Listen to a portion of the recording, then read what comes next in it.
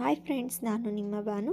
ಇವತ್ತಿನ ವಿಡಿಯೋದಲ್ಲಿ ಪೊಟ್ಯಾಟೊ ಸ್ನ್ಯಾಕ್ಸ್ನ ಮಾಡಿ ತೋರಿಸ್ತಾ ಇದ್ದೀನಿ. ತುಂಬ ಈಸಿ, ಮಕ್ಕಳಿಗಂತೂ ತುಂಬ ಇಷ್ಟಪಟ್ಟು ತಿಂತಾರೆ, ಅಷ್ಟು ಚೆನ್ನಾಗಿರುತ್ತೆ.